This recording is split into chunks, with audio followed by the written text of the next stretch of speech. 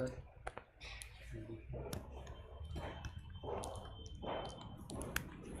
Recording भी on है.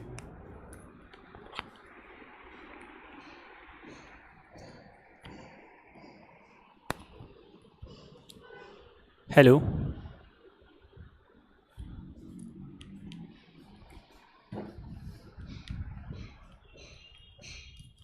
Stream के नीचे एक माइक वाला ऑप्शन आ रहा है.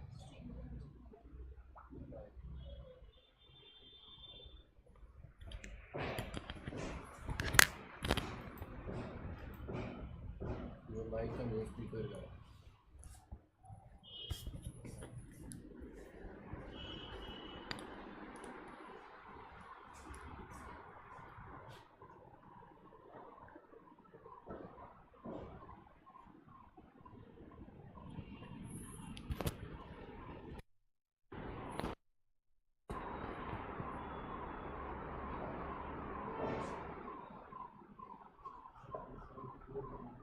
क्या? अच्छा.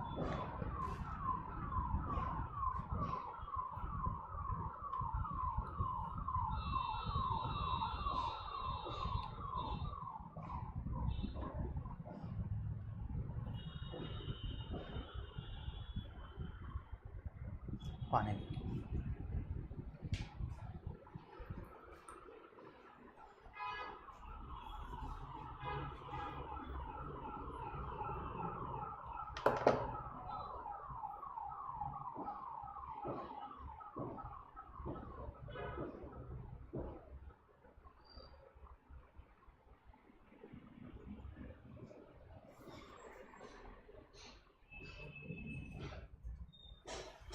वो हैंड आउट भी पोस्ट करता हूँ. हैंड आउट कमेंट में नहीं होगा, टेलीग्राम में डाल दो. टेलीग्राम में डाल देना. ठीक है, टेलीग्राम में डाल के वो लिंक पेस्ट कर देना. कमेंट कर सकते हैं ना हम उस कमेंट में. टेलीग्राम का लिंक डाल दो. माइक ऑफ होगा ना. Okay sir.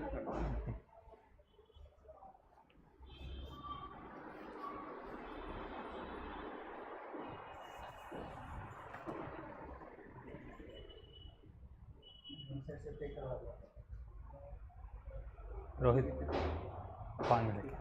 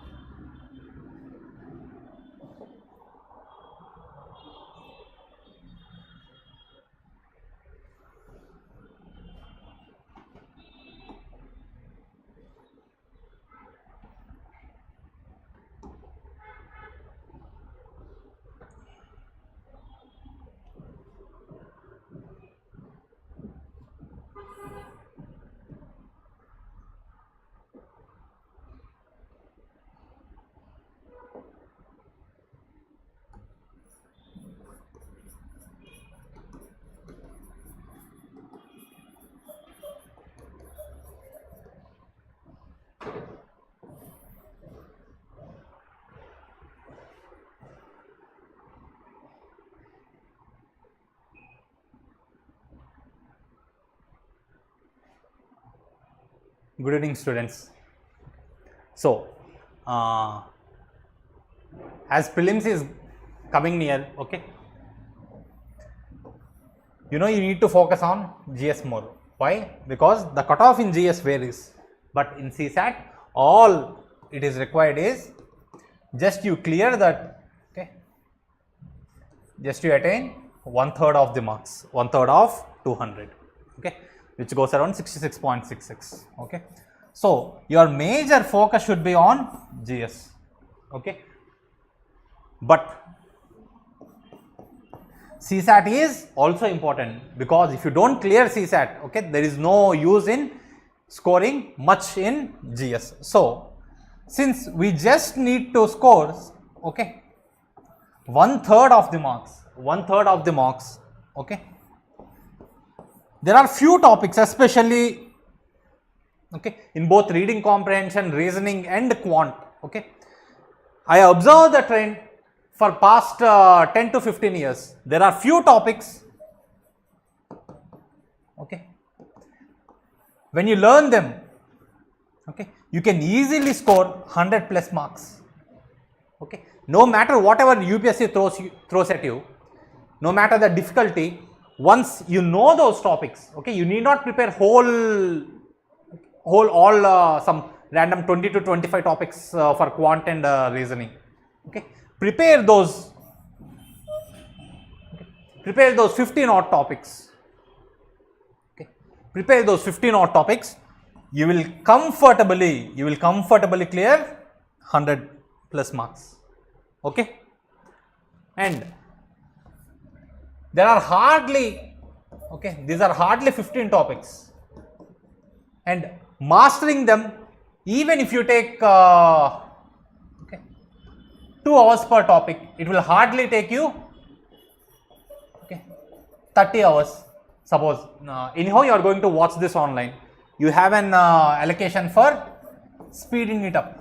So even if you see at 1.5 to 1.6, okay, this 30 hours can be reduced to, okay, in and around 22 to 23 hours.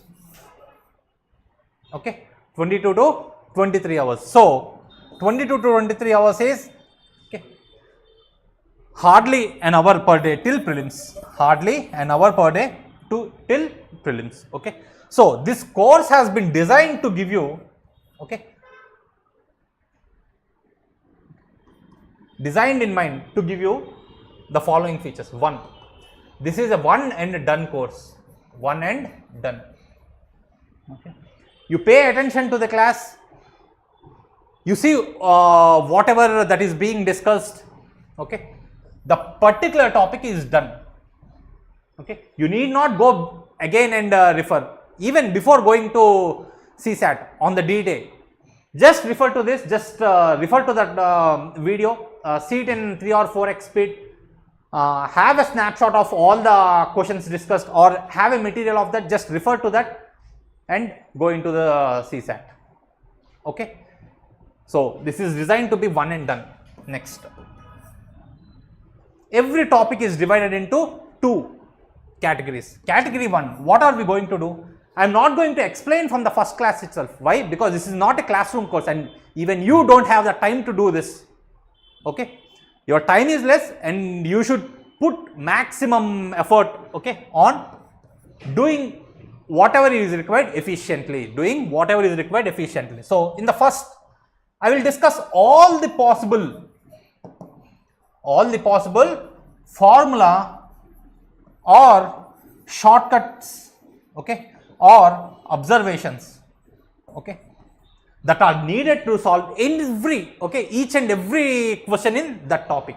Okay, and in the second part, okay, and in the second part we will apply these, okay, we will apply this to all the PYQs. I have included from 2024, okay, 2024 to around 12 and 13, those years where CSAT became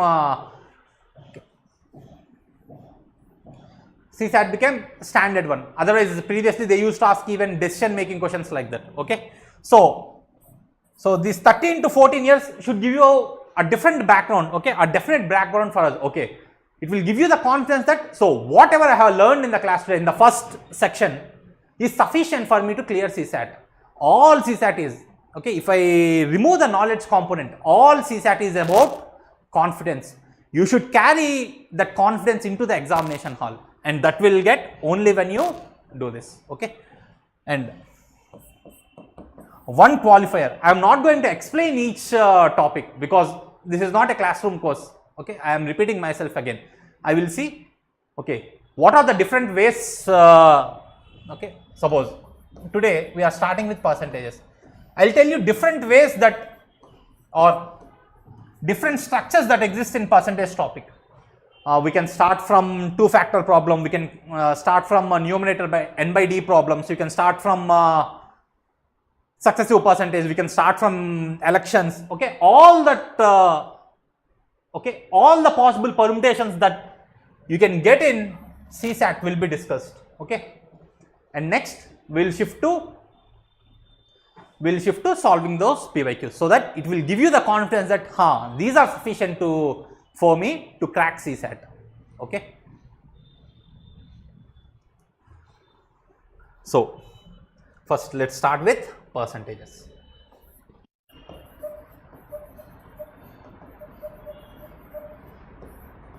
Okay. So percentages is one of the comparison family. One of the comparison family. Okay. So the other members of the family include ratio, okay, average. Okay. So what is percentage? In the name itself it says percentage is per 100. Percentage is per 100. For example, A got 60 marks in an examination. A got 60 marks in an examination and B got 100 marks in an examination. Okay. A got 60 marks in an examination and B got 100 marks in an examination. Okay. Can you tell that B got more marks or B is more studious? No. Why? Because we don't know against which reference did he get those marks. Suppose if A got 60 marks out of 100, 60 marks out of 100 and B got 100 marks out of 200. Who has a better percentage? A got 60% of the marks, but B only got 50%. B only got 50%. So, in order to compare, that is what I meant by comparison family. These are tools through which, okay, we do comparison. Okay. So, to compare, A has a reference of 100, B has a reference of 200. What will be the easiest way for me to compare? Because these two references are different. These two references are different. Okay. Can I compare two different things? No. The easiest way is to bring them to a same standard. Okay. The same standard of 100. Why? Because 100 is intuitive for us. All the decimal systems that we use, okay, 1, 10, okay, it is a decimal system and 100 is intuitive for us. That's why, okay. So, okay, he got 60 out of 100, he got 100 out of 100. So, 60 out of 100. So, the base is 100. So, what can I tell? He got 60 out of 100. That is only called percentage. Per centum, per 100. Okay. Per 100. Okay. Next, for 200 he got 100. I should reduce this 200, which is a reference level, to the same level of 100. So, what does this become? I divide this by 2, this becomes 100. So, this also should be divided by 2. So, this becomes 50. So, this is 50%. Okay, this is 50%. Okay. What does this mean? If the reference was 100,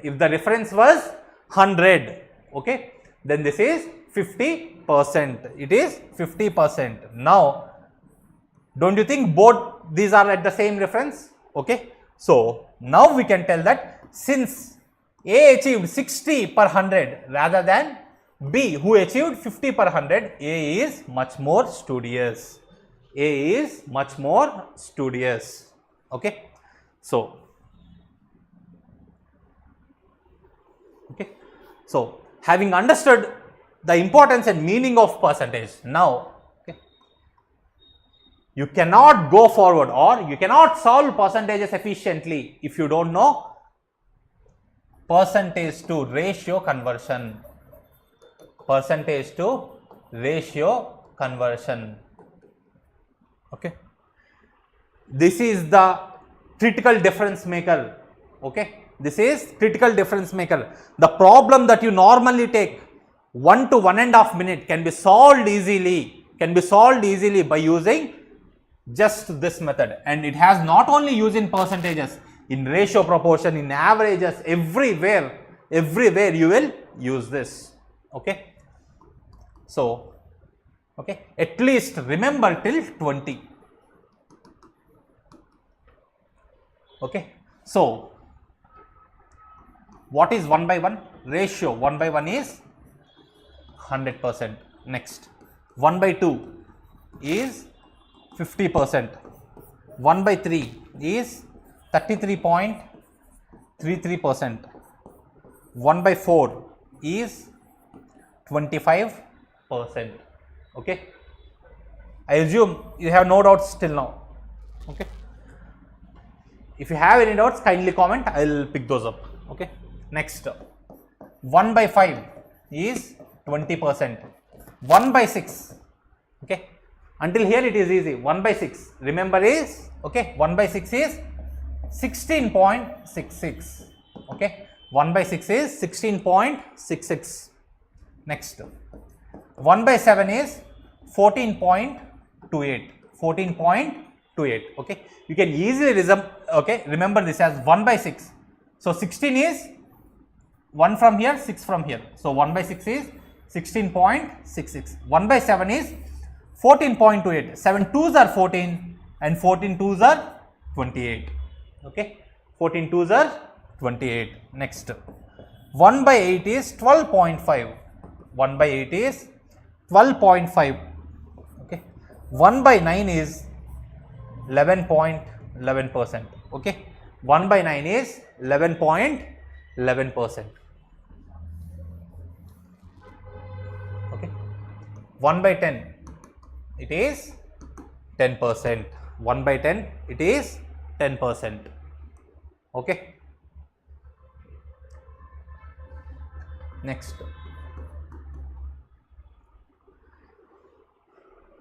1 by 11, okay, how for 9 it is 11, okay, in the same way for 11 you will get 9.09, okay, 9.09, okay, 1 by 12 is 8.33%. 1 by 12 is 8.33%. 1 by 13 is 7.69%. 1 by 13 is 7.69%.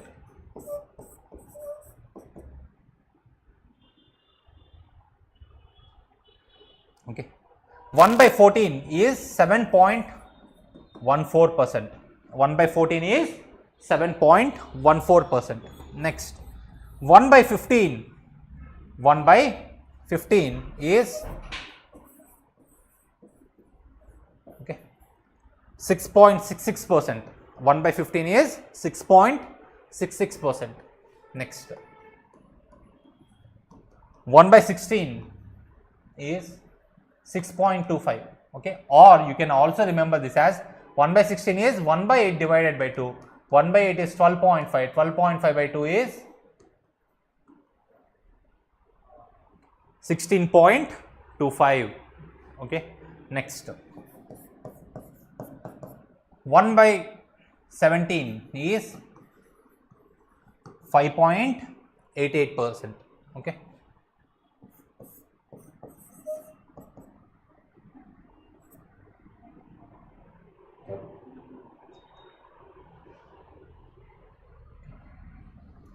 1 by 18,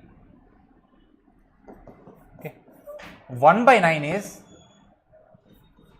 11.11. So 1 by 9, 1 by 18 is 1 by 9 divided by 2. okay, 1 by 9 divided by 2.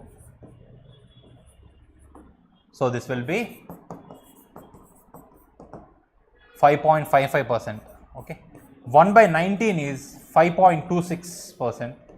okay, 1 by 20 is 5%. 1 by 20 is 5%. okay, 1 by 20 is 5%.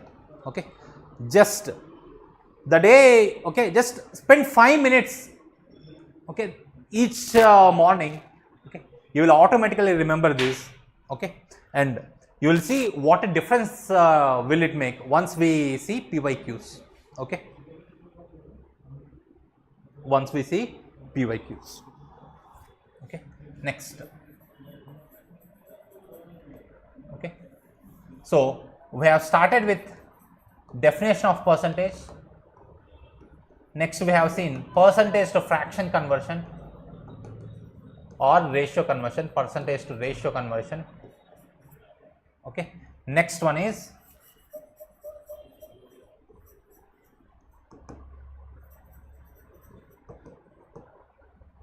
okay, tools of percentage.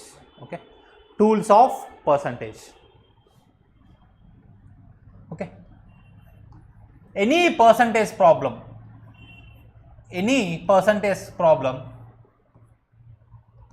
okay, any percentage problem will be solved using okay, any one of these three tools. First one is assumption. So what you will do in an assumption? You will assume some value. So whatever a percentage is given, okay, normally people assume 100, 200 or 1000 something or X, okay. The second way is by use of multiplication factor, and third one is by the use of ratio. Okay, by the use of ratio. Okay, let us deal with multiplication factor and ratio first, because assumption is inherent. You might have done every percentage problem till now with assumptions only. Okay, we will discuss a new way. Of solving through multiplication factor and ratio. Okay. What is multiplication factor? Multiplication factor is simply, okay, final value by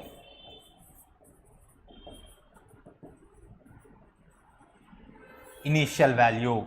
Okay, final value by initial value. Next, ratio is just equivalent ratio of the percentage. Okay, equivalent ratio of the percentage. Okay, equivalent ratio of the percentage. Okay, so multiplication factor also uses ratio. Okay, so first let us learn how to deal with ratios, and then we will go into how to use multiplication factor. Okay,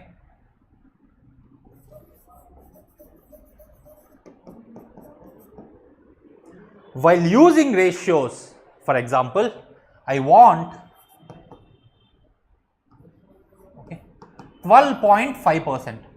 I want 12.5%, for example.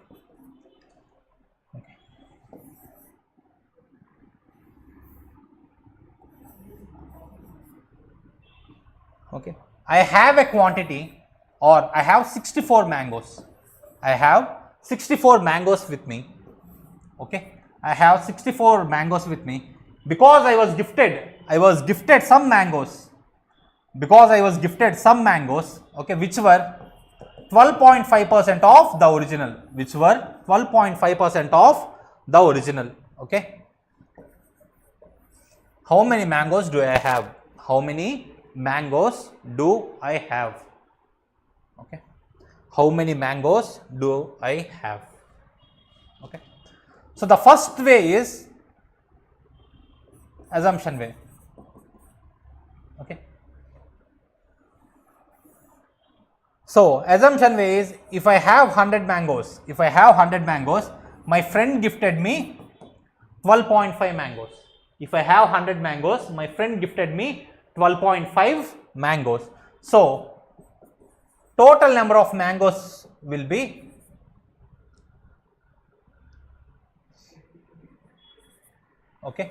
total number of mangoes with me will be 112.5. Why?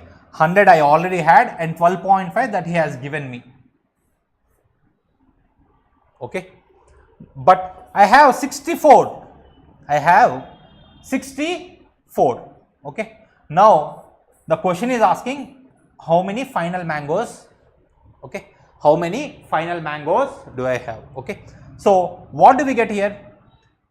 Okay, for 100 it is 12.5. Okay, for 100 it is 12.5. For 64, how many mangoes am I going to get? So 64 into, for 100 it is 12.5. You see, for 100 it is 12.5 mangoes. So when there are 64 mangoes, will this be lesser or greater? Will this be lesser or greater? It will obviously be less. The gifted mangoes will be less, because when there were 100 mangoes, there were 12.5 here, but there are only 64. So it has to be something less. So 64 into, okay, by 100 into 12.5. Okay, I will get this. Suppose this value is x. My final count is 64 plus x. Okay, my final count is 64 plus x. You see how difficult this becomes. Okay, you need to do this. Okay, you need to do this multiplication and then find this out. Okay, but okay, now let us see how ratio easily simplifies this. Let us see how ratio easily simplifies this. Okay, ratio method, okay, has only, okay, one follow-up process. What is that? Okay, convert the given percentage to equivalent ratio. Okay, so what is equivalent of 12.5%? This is why I said, learning those percentage to ratio conversion is important. Okay, 12.5% is 1 by 8. 12.5% is 1 by 8. Okay, so this is the first step in ratio method. What is the second step? Second step is always assuming the denominator as reference. Assuming denominator as reference. What do I mean by that? Okay, for example, 12.5 mangoes, okay, 12.5% mangoes were gifted. That means if I had 8 mangoes, I were given 1 mango. Okay, if I had 8 mangoes, 1 mango is gifted. Okay, so that is why 1 by 8 is 12.5. Okay, so convert the percentage to ratio and always assume the denominator as the reference. That means if I have 8 mangoes, I have been gifted 1 mango. Okay, now how many mangoes do I have? Okay, so what will be the total number of mangoes? 9. Okay, 8 mangoes I had. Okay, 12.5% of 8 is 1. Okay, so 8 mangoes I had, 1 mango was gifted, total mangoes will be 9. Okay, now I have 64 mangoes.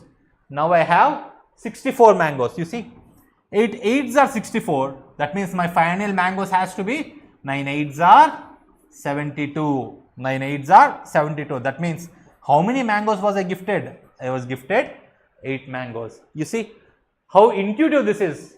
Okay, how logical this is. Okay, so that's why better than assumption, your ratio is always, okay, a much more efficient way to solve the problem. Okay, any doubts in ratio method? I hope not. Okay, so next, all the problems we solve, will be either with either multiplication factor or ratios. Okay, so multiplication factor is, okay, okay, suppose, okay, what did I tell you? Multiplication factor is final value by initial value. Final value by initial value is multiplication factor.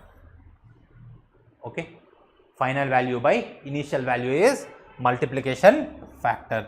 Okay, now I want the final. What do I need to do? Okay, whenever I want a final quantity, okay, if I just multiply the initial quantity, just multiply the initial quantity with a multiplication factor. Okay.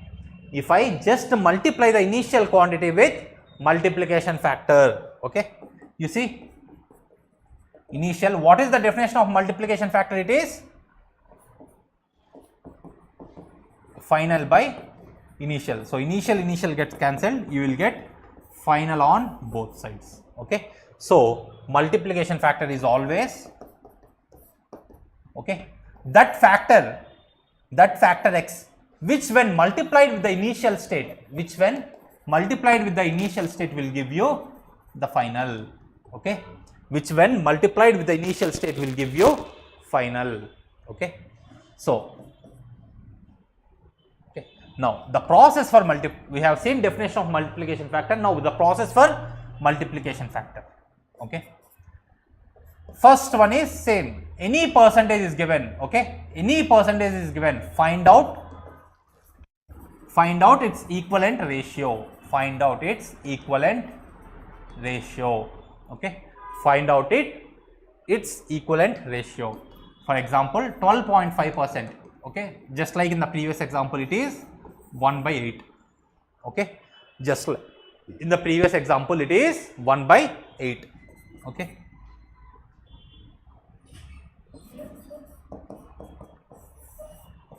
Okay, now is this being added or subtracted? Okay, so the second step is 1 plus or minus ratio. Okay, you will get multiplication factor. Okay, so if the percentage or if there is a positive change, that means either it is increasing, then you will have to do, okay, for finding out multiplication factor, you have to do 1 plus ratio. Okay, if there is reduction in the number, okay, reduction in the final number, you need to do 1 minus ratio to get the multiplication factor. Okay, to get the multiplication factor. Okay, so multiplication factor is 1 plus or minus ratio, Okay, let's take the same example. I had 64 mangoes. Okay, I had 64 mangoes. Some friend gifted me 12.5% of my initial mangoes. Okay, 12.5% of my initial mangoes. I want to find out the total number of mangoes I have. Okay, so we have already seen the ratio way. The multiplication factor way is step 1. Find out the equivalent ratio. 12.5 is 1 by 8. 12.5 is 1 by 8. Next, multiplication factor, you see, is it increasing or decreasing? 12.5% were gifted to me. So the mangoes are increasing. Okay, the mangoes are increasing. So 1 by 8 plus 1, because it is increasing, 1 by 8 plus 1. I have already told you multiplication factor is 1 plus ratio. Okay, so this becomes 9 by 8. Okay, this becomes 9 by 8. So the final values are, what is initial? Okay, the final value is initial. Into multiplication factor. What was initial? 64. What was the multiplication factor? 9 by 8, which will give you 72, which is the same as, okay, which is the same as the one we got here. Okay, 72. Okay, which was 72. Okay, so percentages.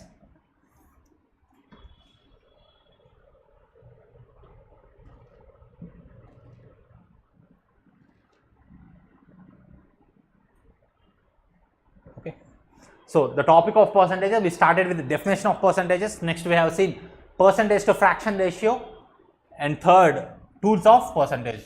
What are the tools? Assumption, okay, ratio, and then multiplication factor,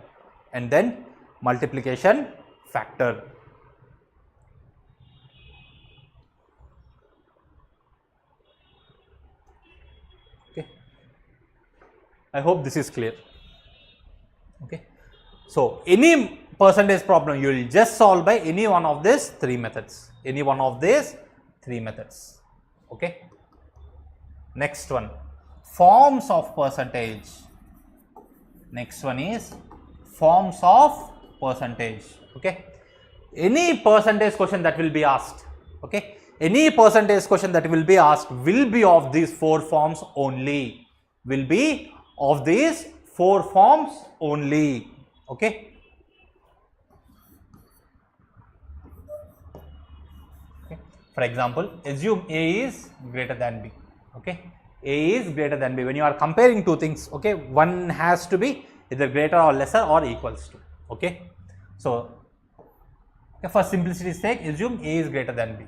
Okay.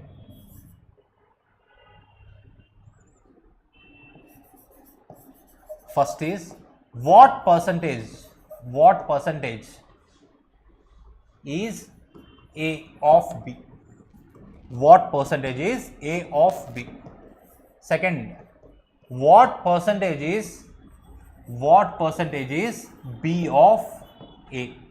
What percentage is B of A? The third one is what percentage is A more than B? Fourth one is what percentage is B less than A? Okay, what percentage is B less than A? Okay. You see, any percentage question, any percentage based question will have to end in any one of these four forms. Okay, any one of these four forms. Okay. So, if you get, okay, so instead of, okay, some people get confused here whether to put A or to put B. Okay, always in life remember this. Okay, I am not just telling for the sake of exam. Okay, in life remember this. Always whatever comes second, especially in percentages, becomes reference. Okay, of B. Okay, whatever comes after of will always become the reference. So, when they ask what is A percentage of B, what is A? Okay, what percentage is A of B? What percentage is A of B? It is A by B into 100. Okay, it is A by B into 100. Okay.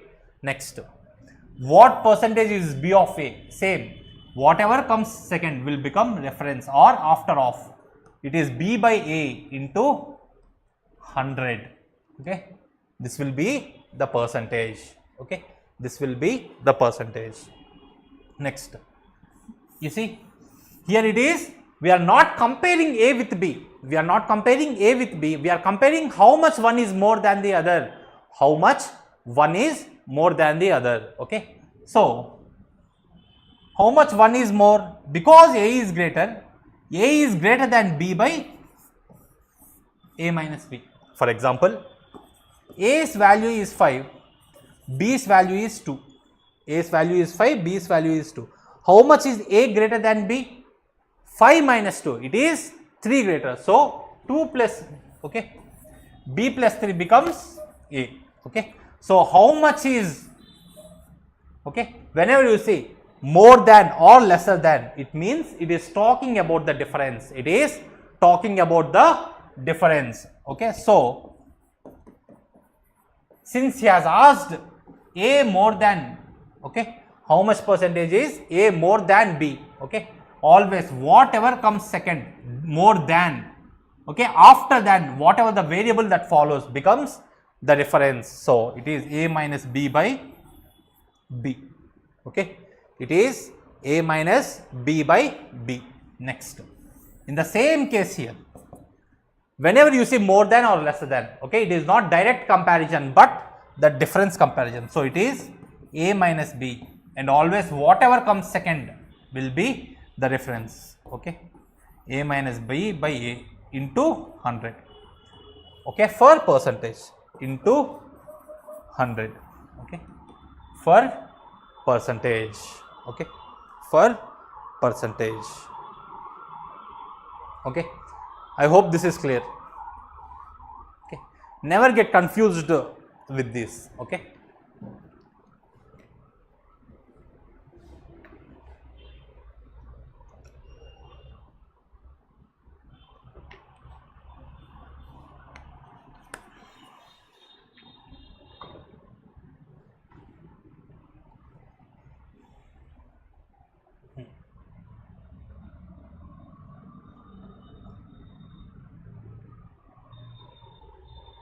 Okay, so what have we seen till now?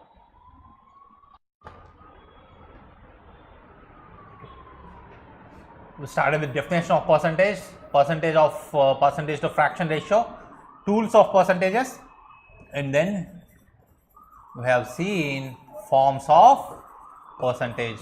Okay, there are 4 forms. Okay, there are 4 forms. Okay, so the next one is, you can call it n by d rule. Okay, you can call it n by d rule, or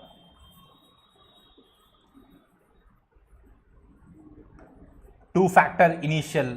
Okay, two-factor initial, or two-factor circular. Okay, two-factor circular problem. Okay, two-factor circular problem. Okay, so what does this say? Okay,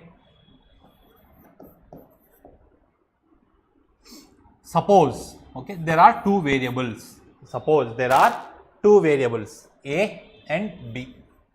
For simplicity, I am assuming that A is greater than B. Okay, for simplicity, I am assuming that A is greater than B by X percentage. Okay, A is greater than B by X percentage. Okay, X percentage. Okay.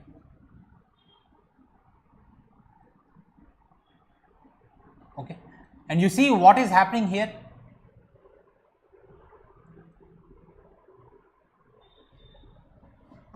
When I say A is greater than B, A is greater than B, what is the reference here?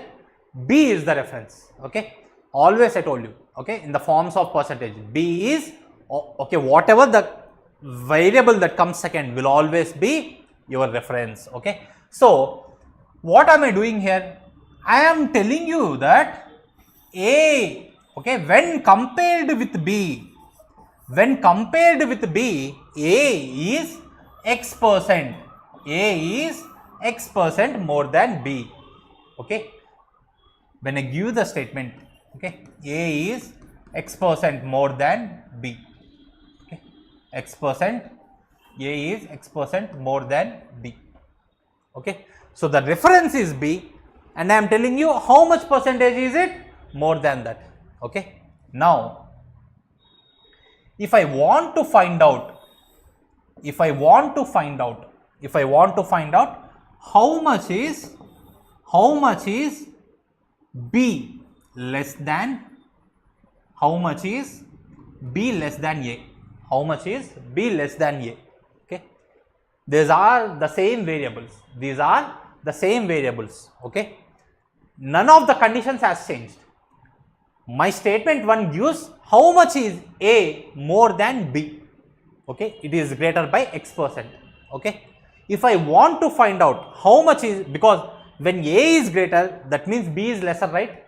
Okay, I want to find out how much is B lesser than A, how much is B lesser than A. So I want you to intuitively understand, rather than looking at a formula, I want you to intuitively understand what is happening here. Okay, first I know A's measurement with respect to B. Okay, now I want to measure B with respect to A. Okay, now I want to measure B with respect to A. That is what meant by this. I want to know how much percentage is B less than A. How much percentage is B less than A. Okay. So now I am comparing B with A. I am comparing B with A. Why? Always whatever comes second will become the reference, especially in percentages. Okay. So the reference has become A, right? Okay. So the value here or the percentage here, okay, the percentage here, this, okay, can be found out by n by d rule, can be found out by n by d rule. You see, this is also two factor. Okay, once we see successive percentage, you will understand this better. Okay. So how do I get this? It is an easy shortcut. Okay. Step 1. Okay. Write the equivalent ratio of x percent. Write the equivalent ratio of x percent. Suppose I have a numerator, I have a denominator. This is its equivalent ratio. Okay. Write the equivalent ratio of x percentage. Write the equivalent ratio of x percentage. Okay. Now, okay, add a sign. Okay. If it is increasing, plus. If it is decreasing, minus. If it is increasing, plus. If it is decreasing, minus. Okay. So, okay, the corresponding percentage or, okay, the final, okay, this percentage, we have seen A is x percent greater than B. I want to know how much is B lesser than A. You see the cyclicity here. I know A greater than B. I want to know how is B lesser than A. How is B lesser than A? Okay. This value is nothing but. Okay. Bring your numerator as it is. Okay. Your denominator is, okay, if it is, okay, your denominator, the value of your denominator depends on the case. The value of the denominator depends on the case. Okay. So, if this is increasing, plus, okay, if this is increasing, plus, so it has to decrease. You see, increasing, that means A is greater than B. Now, B is definitely small, right? That means the sign has to be reversed. If it is plus here, it will be minus. In the same way, if it is minus here, it will be plus. Okay. So that is shown in the inverted form. Okay. Next, the denominator is the arithmetic operation of the numerator. If it is plus n by d, okay, the denominator is n plus d or d plus n. You can take any form. Okay. If it is plus n by d, it is n by, okay, numerator will always remain the same and your denominator is d plus n. Okay. Next, if it is A is lesser than B, okay, then B will automatically be greater than A. So greater is divided by, is shown by a positive sign. By how much greater? It is given by this ratio. Same, numerator remains the same and the denominator is just arithmetic operation. So it is d minus n. Okay, it is d minus n. Okay, I hope you have truly understood this. Okay, so if A is greater than B, okay, you have two scenarios. If it is greater by n by d, okay, if it is greater by n by d, I am calling this x. Okay, n by d rule will give me the value of y. Y will be, since A is greater, okay. So this is for greater, okay. This is for greater. Y will be positive, will become negative. Numerator will come same and the denominator is operation, arithmetic operation, which is d plus n. Okay. Next, if A is lesser than B, by x, so lesser is minus n by d. this is equivalent of the percentage, okay. Then your y will become minus, if 1 is lesser, that means b is greater than a, b is greater than a, it becomes n by arithmetic operation d minus n, okay, d minus n, okay.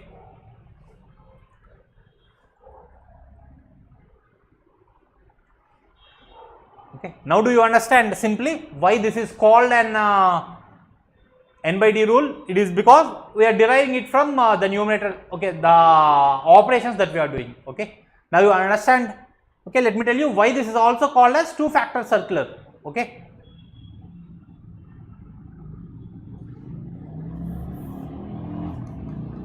For example, you might have seen problems like this, okay.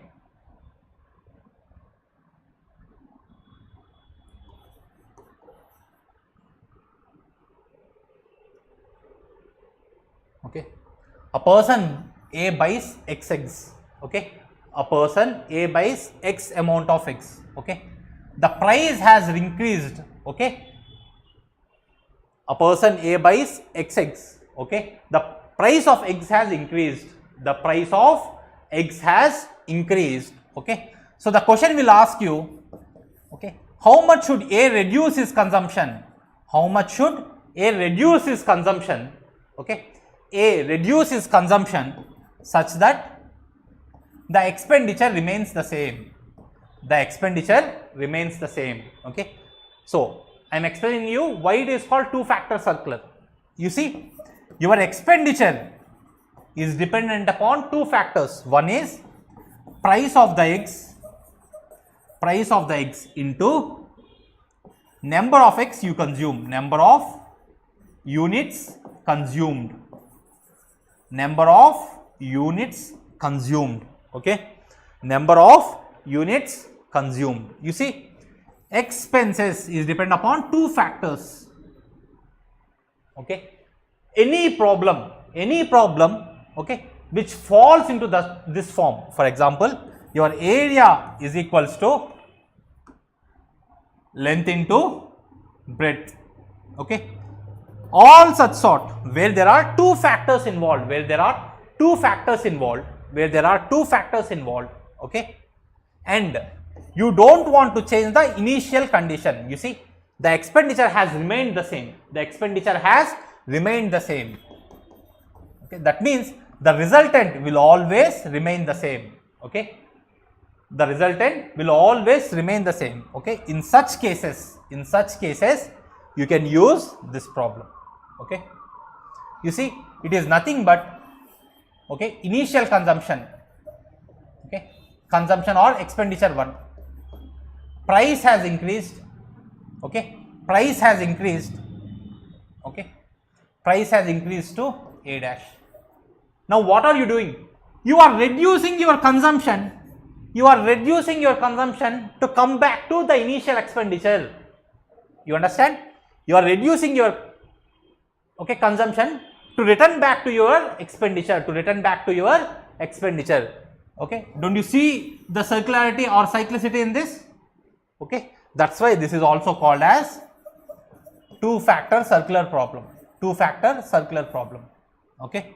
So how much should you decrease your consumption, okay, one has increased, the price has increased, how much should you decrease your consumption, okay, that percentage is also by n by d, okay, which is n by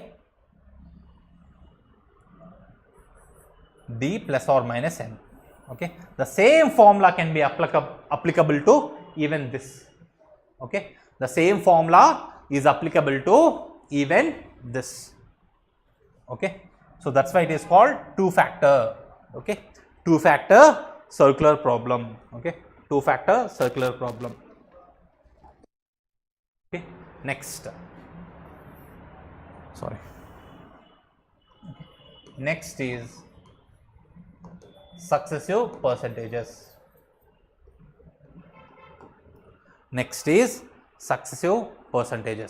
Okay. So just a recap.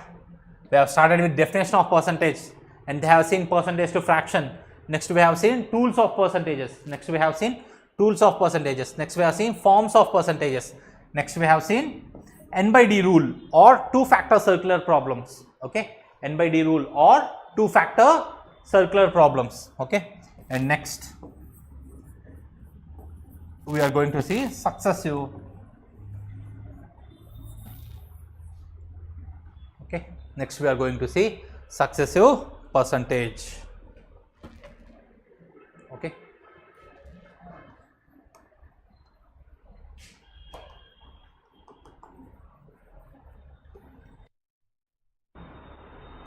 Okay.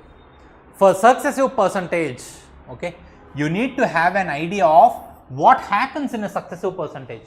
What happens in a successive percentage? For example, case 1.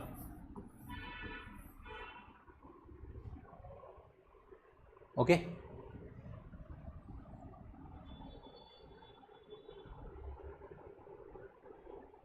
I have 100 chocolates. I have 100 chocolates. Okay. Out of which 2% I gave it to my friend A. Okay. 2% was given to friend A. Okay. Out of which 2% were given to the same A. Okay. And again 3% of the initial chocolates. 3% were initial chocolates were given to friend B. Okay, 3% of the initial chocolates were given to friend B. Okay, so now how many chocolates do I have left with me? You see, for this 2% is the base is 100. For this, the 2% is the base is 100. For this 3% also the base is 100. For this 3% also the base is 100. So I have simply given 2% plus 3% of my base to my friends. Okay. So how much is left? 2 per 100, 3 per 100. Okay. So 5% is given. So 95% is left with me. Okay. 95% is left with me. Okay. Why? Okay. Why are we adding here? Because the base is not changing. Okay, this is critical importance. You should see what is happening to the base, okay, or the reference. For 2% it is the same 100. For 3% it is also the same 100. Okay. Now another variation. Okay, that's why we are able to add. But in successive percentage, okay, what happens? I gave 2% to A, I gave 2%, okay, I gave 2%, or let me take some easy value, okay, I take 10% to A, I gave 10% to A, 10% of initial one, okay, and the remaining, I gave 20% to B, I gave 20% to B, I gave 20% to B. Now can I tell that out of A 10% to B and 10% to A, 20% to B, that, okay, that means I have left, okay, I have 70% of the chocolate still with me. Can I say this? No. Okay, why this is wrong? Why this is wrong? Because for this 20% the base is not this 100. For this 20%, the base is not this 100. Okay, it is after 10%. After 10%, that means out of 100, 10 chocolates are gone. Okay, 20% of this 90. You see, the base has shifted. For the first change, the base was 100. For the second change, the base was a changed base. It is not the initial base. It is the changed base. Okay, for all problems where you see a base change, successive percentage can be applied. Okay, successive percentage can be applied. Okay, so this becomes, okay, if you just want to solve, okay, 90%, 20% of 90% is, okay, 18, 19 minus 8, 72. Okay, so 72 are the chocolates left with me. Okay, 72 the chocolates left with me. Okay. So I hope you have understood in what cases shall we apply successive percentage. It is only when you see a base change. Okay, you see a base change, and when you will not apply addition, when you see the bases are different, you can never apply addition. Okay, you can never apply addition to add the percentages. Okay, so there are three ways of solving successive percentage. There are three ways of solving successive percentage. Okay. One is by taking initial value. Okay. One is by taking initial value. Next one is the formula equate. Next one is the formula equate, and the third one is the ratio method. Okay. The third one is the ratio method. Okay. So for all these three, I am going to give you an example. Okay.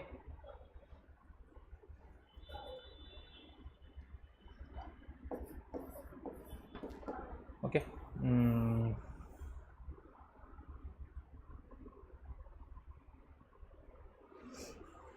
I have 10% off.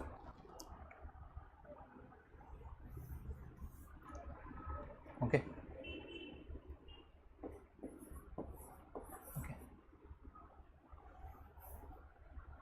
There is a bacteria in a dish, or let's take population. Okay.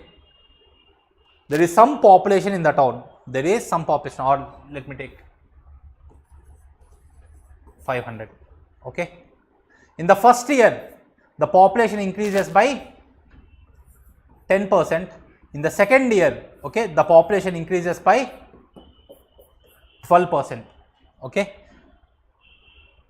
Initially, there were 500 people in a village. In the first year, the population increases by 10%. In the second year, it increases by 12%. Okay. I want to know the population after 2 years. I want to know the population after 2 years. Okay. Initial value is, we will assume some value. We will assume some value. Okay.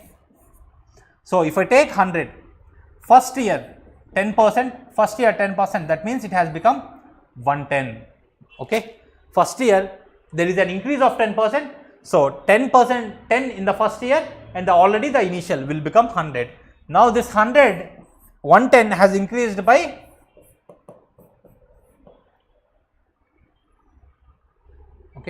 110 has increased by 12%.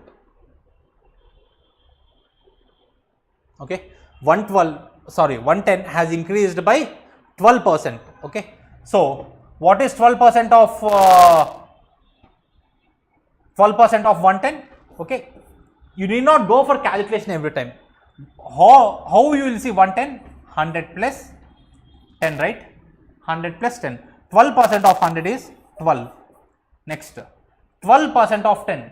12% of 10 is 1.2. So this is 13.2. Okay. So this is 13.2. So second year, initial were 110. Okay. 13.2 people were added. So what does this become? 123.2. Okay. So if the initial people were 100, after 2 years with these changes, it becomes 123.2. Okay, 123.2. Okay, so if the initial were 500, okay, this will be 123.2 into 5. Okay, 123.2 into 5. Okay, 123.2 into 5. Okay, this is the initial way of doing this. Formula equate. Okay, if A and B are the successive changes, then okay, the equivalent percentage, plus or minus A plus or minus B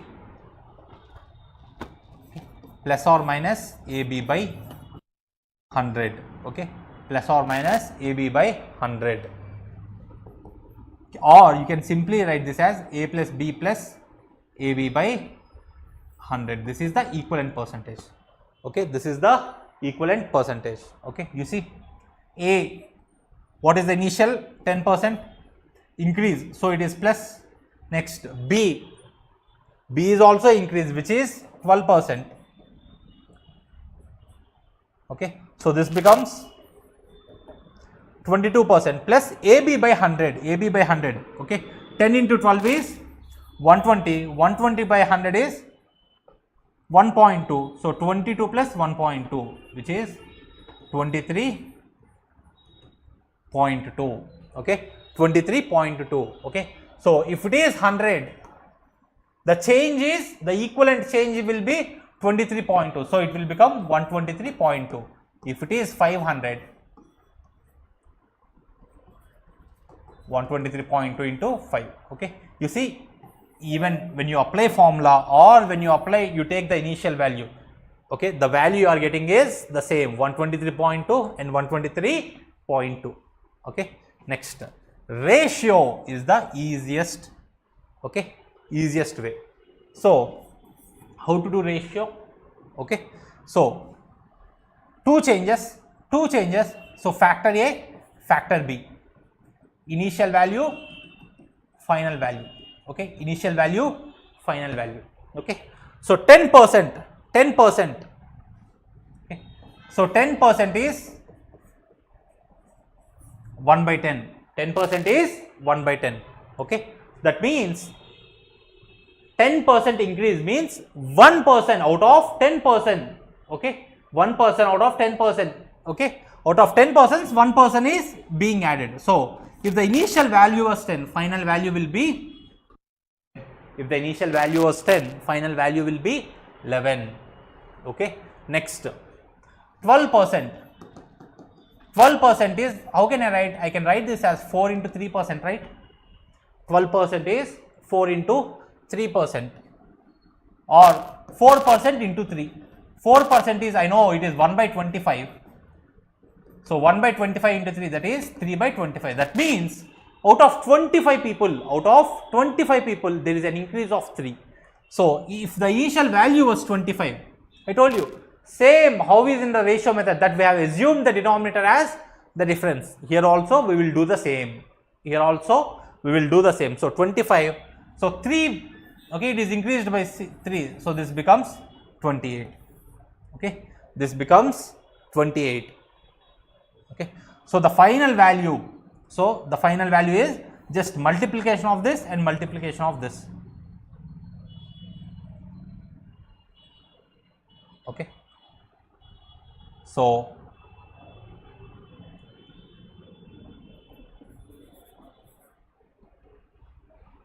$250 is to 28, 28,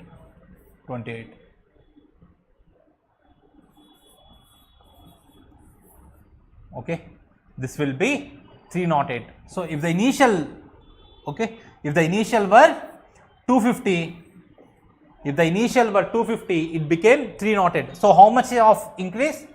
58, okay. So 58 of 250, okay, will be 23.2%, okay, you can check it, okay. So either in the ratio method, okay, we all will get the same value, which is the increase of 23.2%, okay, 23.2%, okay. So initial value of 250 has become 308, okay. So how much increase? 58 increase out of 250, so it will become 23.2, okay. So this is how you solve, okay. So this is how you solve successive percentages, okay. Either of the three methods can be used, okay. So we have seen n by d rule and we have seen successive percentage, okay. Any of the three methods, ratio, initial assumption or formulaic way, okay, or formulaic way, okay. Next, linkage between, okay, this is the last in theory, okay. We have to see linkages between successive percentages and factors. Okay. For example, if volume is length into breadth into height, that means volume is dependent upon three factors. Volume is dependent upon three factors: length, breadth and height. Okay, length, breadth and height. Okay, so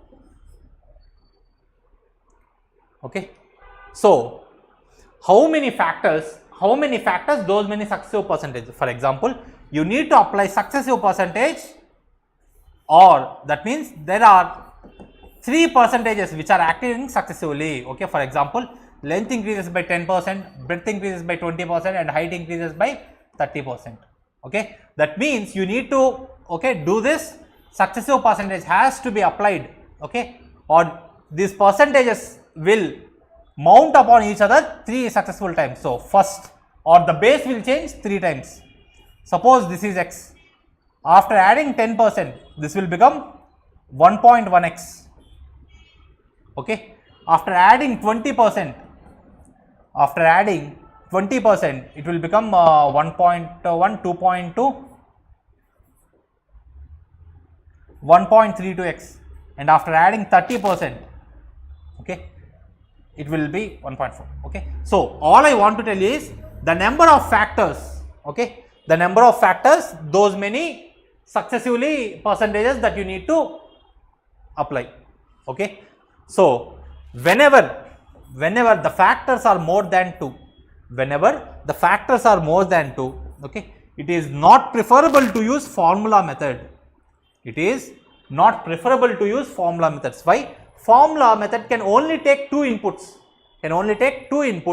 But okay, so if these three are the successive, you need to apply the formula once, and again whatever the equivalent, you need to apply it once more. Okay, so you need to apply successive percentage, okay, through formula 2 times. Okay, so whenever the factors are greater than 2, it is not advisable to use formula. Either use if you are able to calculate initial method, or if you are able to then go by ratio. Okay, formula way is not an efficient way to solve factors which are greater than 2. Okay, factors which are greater than 2. Okay, so this is all that is required to master any percentages given by UPSC. Okay, first we started with definition of percentages, next percentage to fraction, okay, percentage to ratio or fraction conversion, next tools of percentages, next forms of percentages, 4 forms, which is okay, direct comparison or difference comparison, next N by D rule or 2-factor cyclical problem, next is successive percentages. In successive percentages, 3 ways, okay, which is either form like or initial value or ratio way.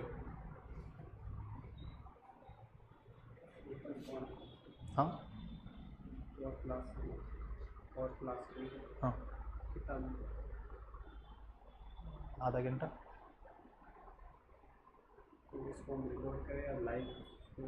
Live.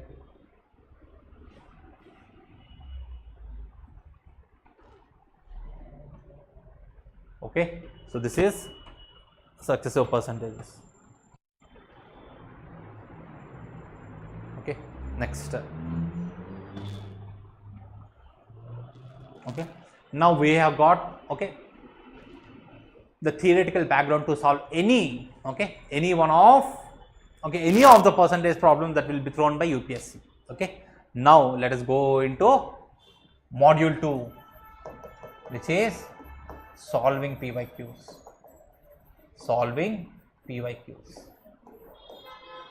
Okay, from this chapter, okay, I not only want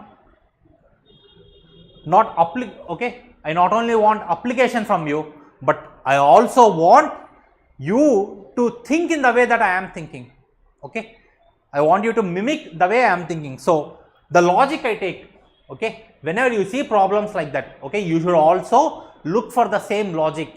Okay, so every one of you is given a handout, right? Okay, So open the handout which contains, okay, PYQs.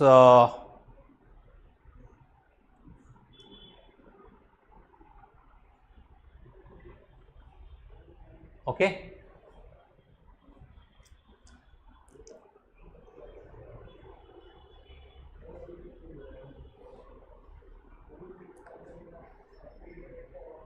First one. Okay, solve the first one. I'll give you a timer of 30 seconds.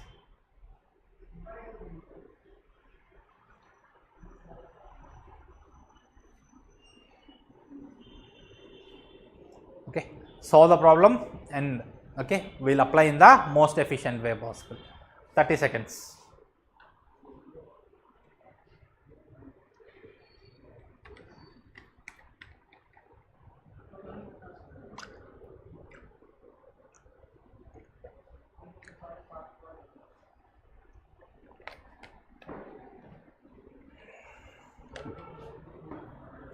Okay, I hope you are ready with your answer. Okay, the first way will be your conventional way or what others does. Okay, I will always explain the problem in two ways. Okay, one for the normal way that others does, one okay for my students. Okay, obviously this is going to be the much more efficient. Okay, now P salary CSAT 2024. P salary is 20% lower than Q salary, which is 20% lower than R salary. Okay, by how much percentage is R salary more than P salary? Okay, so he has given 3. Okay, there are 3 persons, P, Q and R. Okay, so P salary is 20%.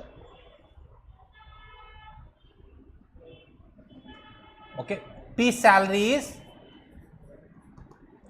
20% lower than Q salary. Okay, P salary is 20% lower than Q salary. Q salary is further 20%. Okay, further 20% less than R salary. Okay, further 20% less than R salary. What is asking, by how much percentage is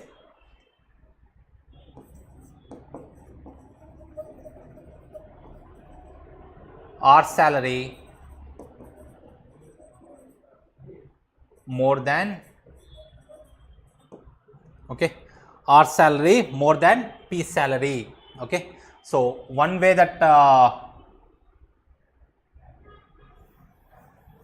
okay, I'll suggest you different ways to solve this problem. Okay, you can take whatever it is efficient. Okay, so first I'll solve it how general people will think. Okay, so 20% they'll always go for the combination of, okay, they'll always go for a combination of 100 because it is intuitive. So if R is 100, this will be 80. Okay, this will be 80. Next, Q and R. Okay, Q and R. If this is 100, if this is 100, then this is 80. Okay, then this is 80.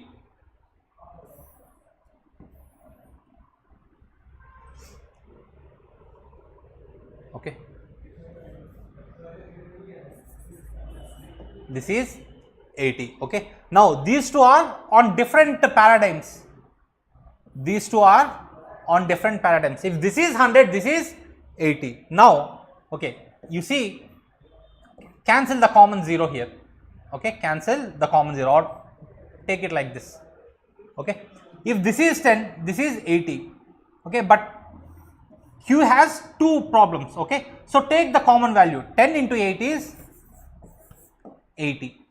Okay, 10 into 8 is 80. If this is 8, this is 10. If this is 8, this is 10. If this is 80, what will this be? 100, right?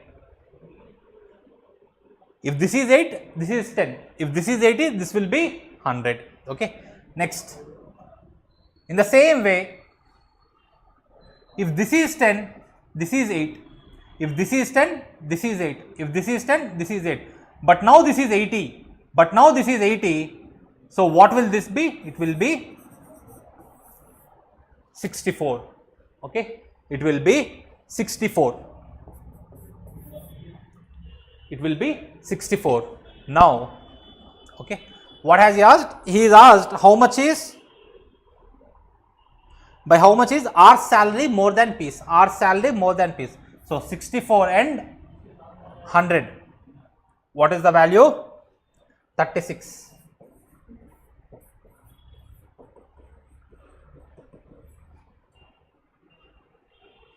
Okay. What is the value? 36%. Okay. So P, if R's value is 100, P's value is 64. Okay. So how much is this? 36 by 100. Okay. So the answer will be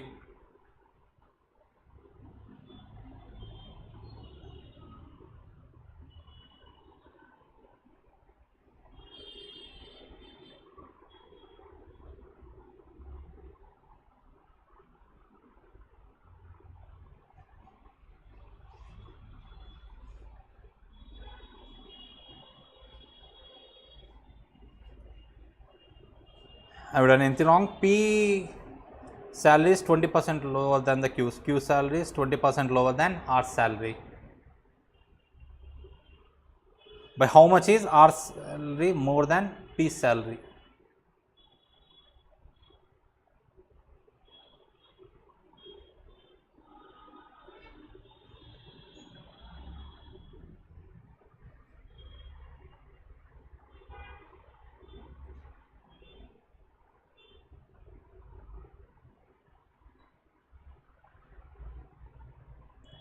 Okay. So this is this. So another way of solving this, you see,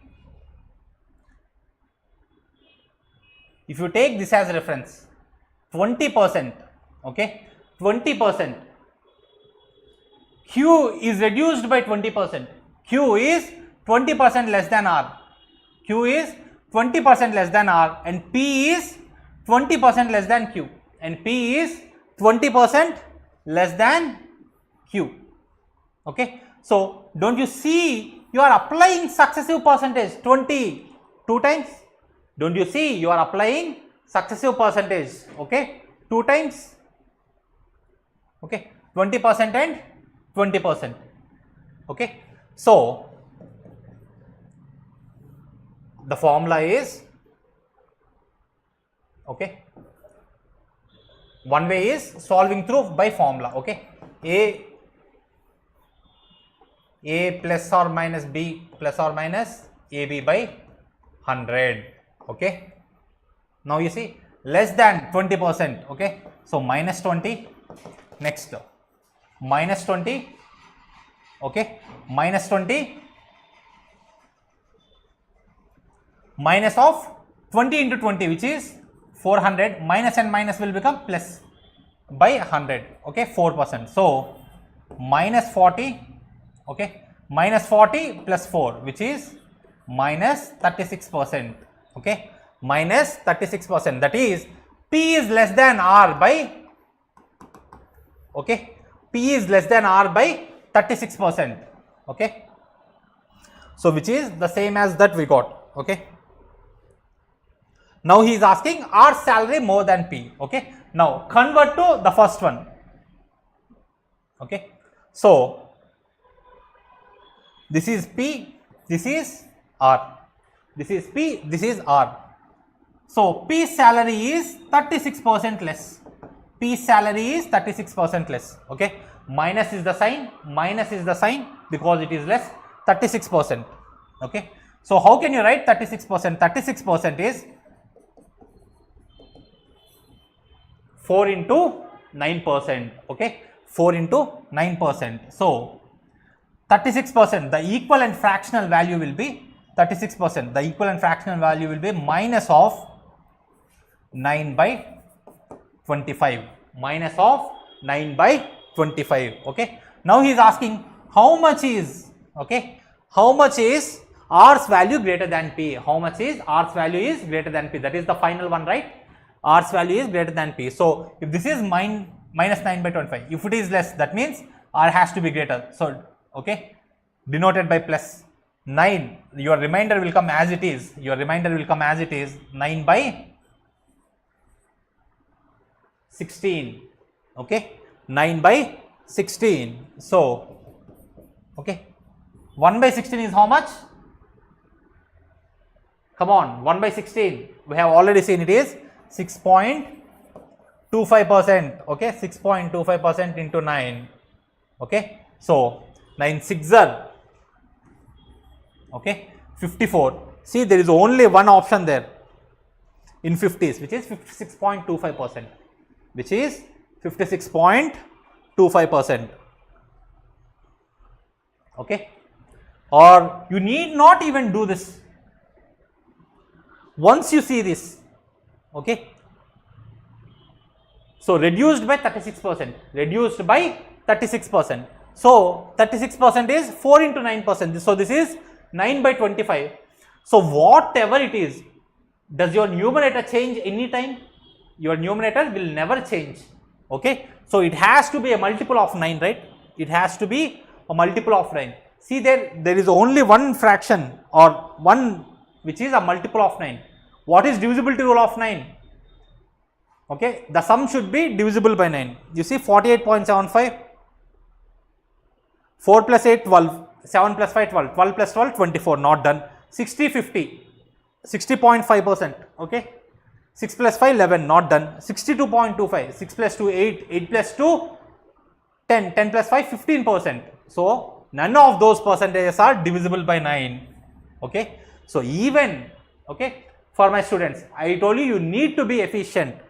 If you recognize that it is the, okay, the percentage that comes should be a multiple of 9, you can easily see that it is answer B, or you can even guess from here, okay.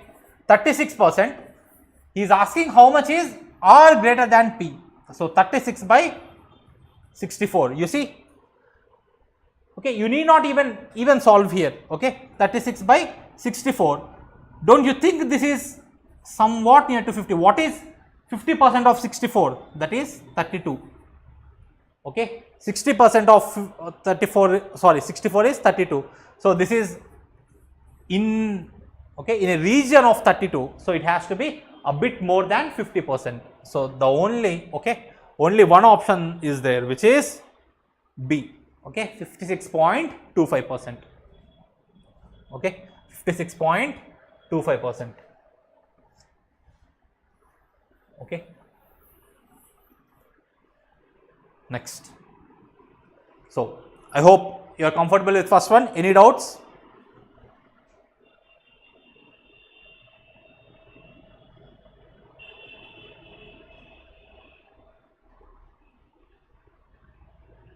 Okay. So second one, a number is mistakenly divided by 4. A number is mistakenly divided by 4 instead of multiplying by 4. A number is mistakenly divided by 4 instead of multiplying by 4. Okay. What is the percentage change in the result due to this mistake? Same again. Okay. The normal way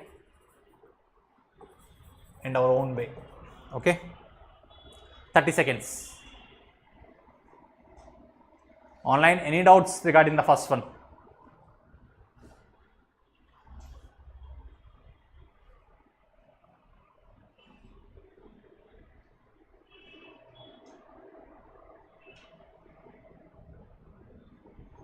Okay.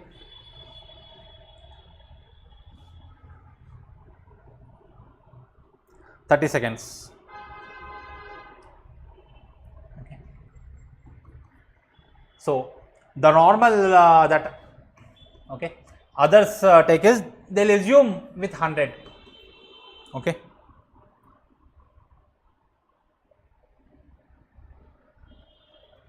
Or some x.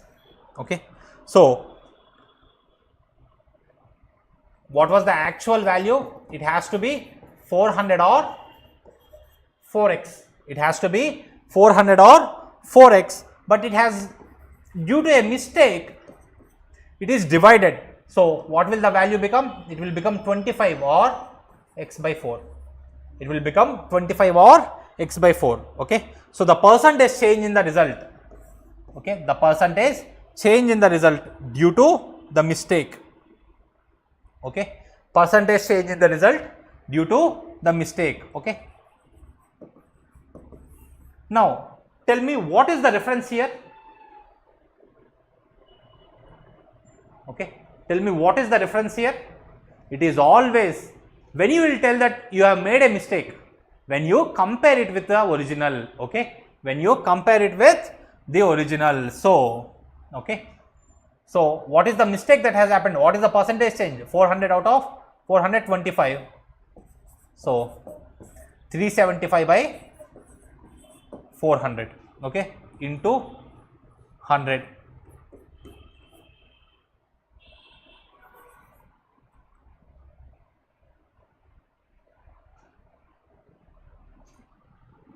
Okay. So, same here, 4x minus x by 4 by 4x into, okay, into 100%, into 100%. Okay. So,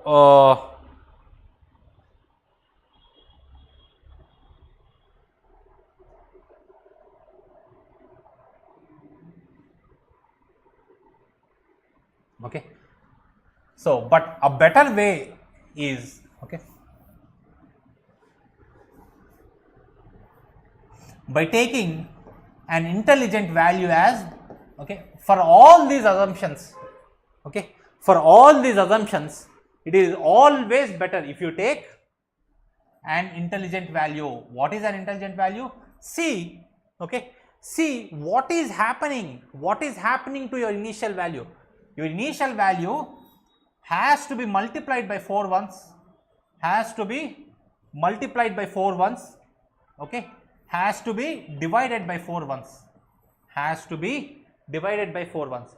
So take a value which is in consonant with this, take a value which is in consonant with this, or that means a value which can, okay, when multiplied by 4 will give you a clean integer, when divided by 4 will give you a clean integer. Okay. It means you should take multiples of 4, multiples of 4. So, okay, take 4. Suppose this is the initial value. Okay, suppose this is the initial value. Let me see what has he asked in the question.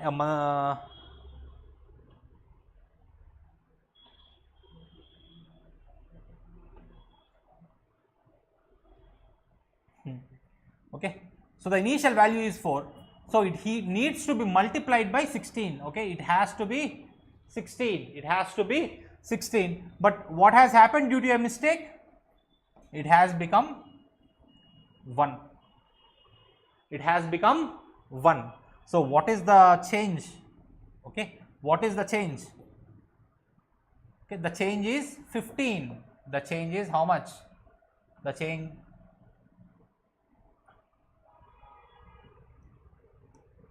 okay, the change is 15 out of the original value which was supposed to be 16 into 100. You know what is 1 by 16? 1 by 16 is 6.25%, right? 1 by 16 is 6.25. What is this? Instead of 1 minus 15 by 16 is nothing but 1 minus 1 by 16, right? So this is 15 by 16, which will give you how much? Okay, 15 by 16. So minus 6.25. Okay, minus 6.25. You will get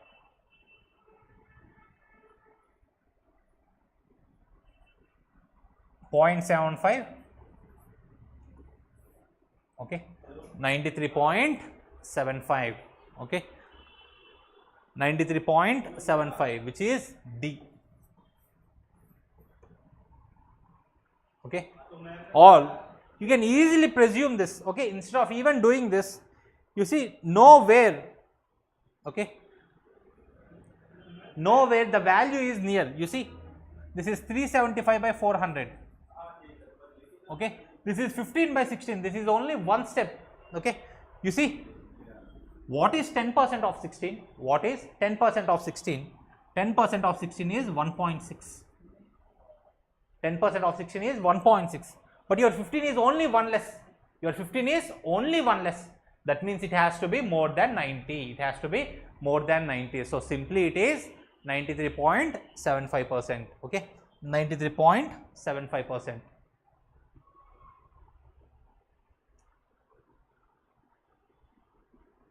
Okay.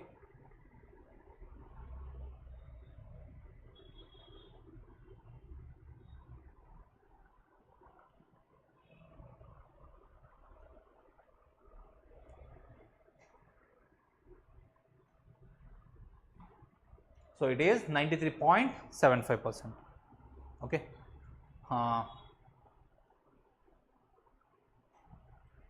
We'll do one better. Okay. The handout is already given to you. Try to solve all these at home. Okay. Try to solve all these at home. Tomorrow we'll pick this up. Okay. And solve each problem. Okay. And solve each problem by the theoretical concepts we have seen. Okay. And you will see for yourself that only those that we have discussed here are sufficient enough to solve any percentage problem. You see, in the first two problems, okay, have you thought of anything more? Have you thought of anything more? What is this? This is nothing but forms of percentage. What is this? This is nothing but change. Even in the first problem, what is this? Successive percentage change. What is this? This is but assuming initial value and doing the one value of seeing successive percentage change. Okay. So all, okay, you will see if you solve all the problems that you need not go beyond what has been revised in the class here. Okay. So for today, solve all the problems. Okay. Solve all the problems.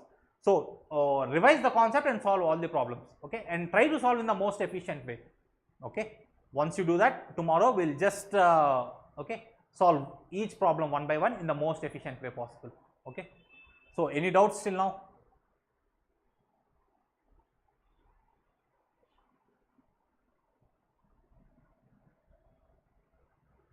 Okay. We'll stop here. Tomorrow I want you to solve all the problems and we'll see the most efficient ways to solve each and every problem, and you need not go behind. I am repeating this once again. You need not go behind what is revised in the class. Okay. So thank you.